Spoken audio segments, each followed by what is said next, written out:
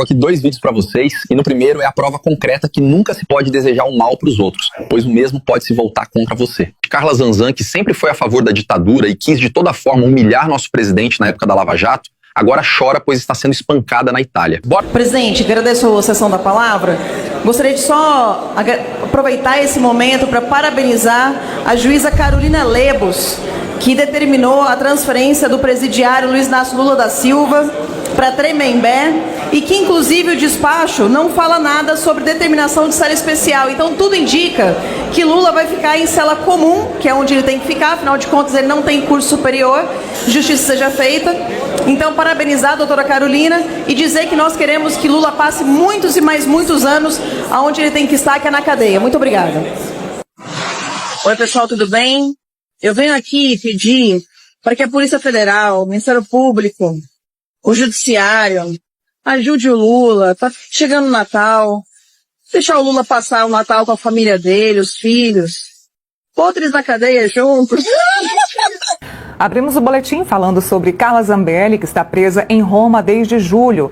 A defesa da ex-deputada afirmou que Carla Zambelli apanhou na cadeia e conseguiu transferência de cela. Carla Zambelli apanhou na cadeia, isso foi em setembro, tá? Mais de 3 vezes, de acordo com o Fábio Panhosi, que é o advogado da Carla Zambelli. Então, 3 vezes ela apanhou na cela e ele explicou que essa cela tem uma alta rotatividade, é uma cela que está sempre cheia de detentas estrangeiras e que ele conseguiu hoje a transferência dela para o andar de cima. Ela estava no térreo, conseguiu a transferência para o andar de cima para evitar que ela fosse agredida mais uma vez. Então, Carla Zambelli aí sofrendo nas mãos das colegas de cela lá em Roma, ela que está lá desde agosto, né, fugitiva do Brasil, depois da condenação pelo Supremo Tribunal Federal por conta da invasão nos sistemas do Conselho Nacional de Justiça. Felipe, mais uma, né? A gente vai falar do Silvinei daqui a pouco, mais um fugitivo aí aliado de Jair Bolsonaro. Tivemos, né, essa acusação, né, sobre algumas presas que teriam agredido por 3 vezes, né, a Carla Zambelli, né. É bom lembrar, né, que a Carla Zambelli ela fica, né, numa repartição em que recebe presos provisórios, né, então tem alta rotatividade. Então, várias presas, né, vão para esse presídio da Carla Zambelli, para a cela da Carla Zambelli, né, esperam o julgamento rápido, né, em relação... Lá tem parecido com a audiência de custódia na Itália, que não tem no Brasil, né, algo rápido. Então, realmente, tem muitas pessoas que passam a todo momento na cela onde está a Carla Zambelli, né, e são presas, né, de alta periculosidade, né, presas que cometeram homicídios, estrangeiras, imigrantes, que cometeram algum tipo de crime, né, que estão nesse presídio, né, nessa cela da Carla Zambelli. Então, é normal, né, nesse ambiente ter vários tipos de violência, e teve também, ao que tudo indica, 3 agressões à Carla Zambelli, né.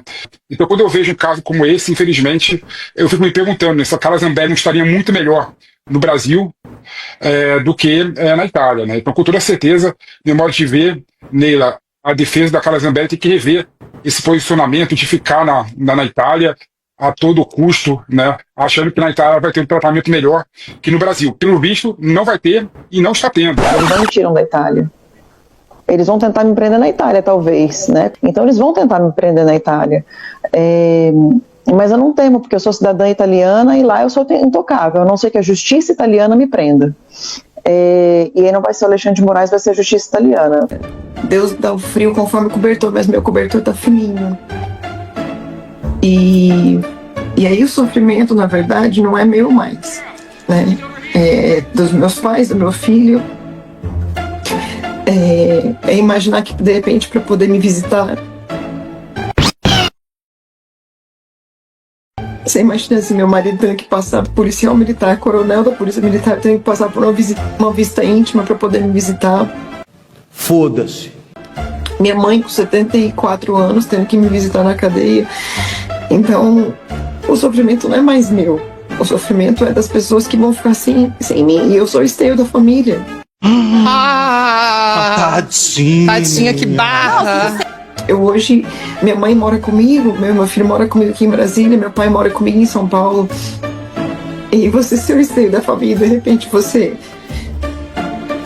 ser injustiçado dessa forma, dói muito, porque é uma questão de merecimento, eu não mereço. Será? Eu errei sim, eu sei que eu errei em algumas coisas. Não sou perfeita, todo mundo erra. Mas a esse nível de perseguição... É claro. O quanto eu trabalhei no governo passado para que as coisas acontecessem da melhor forma, para que a gente tivesse um resultado bom de governo durante a pandemia. Todas as denúncias que eu fiz antes de ser deputada, eu tô pagando muito hoje, porque foi o que eu fiz antes de ser deputada, foi a ativista que eu fui.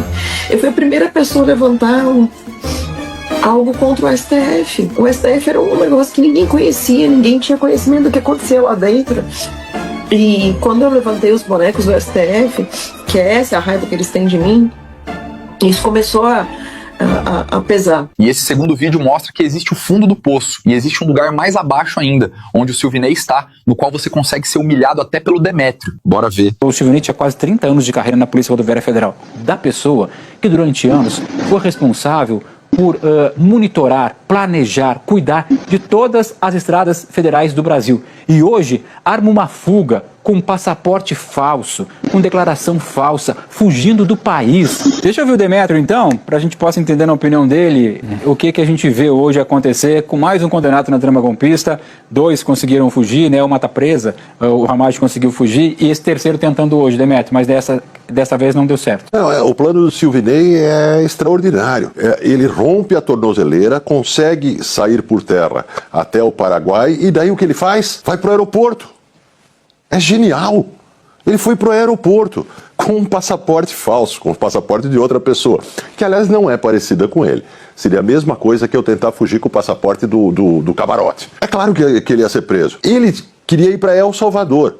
Não há voo direto de Assunção para San Salvador. Ele teria que fazer uma escala na cidade do Panamá, com troca de avião, e reapresentar o passaporte na cidade do Panamá. Isso depois da Polícia Federal Brasileira já ter dado o alarme da fuga. Então é extraordinário. É o pior plano de fuga da história. Eu acho que era um plano secreto do Silvinei, que era fazer um plano de fuga tão absurdamente idiota que ele acabe conseguindo um perdão judicial por incapacidade cognitiva aguda. Não dá para acreditar em alguém que rompe a tornozeleira e, horas depois, aparece no aeroporto. Silvinei é um mistério. Talvez o plano dele tenha sido genial e ele mereça um perdão judicial por incapacidade cognitiva absoluta.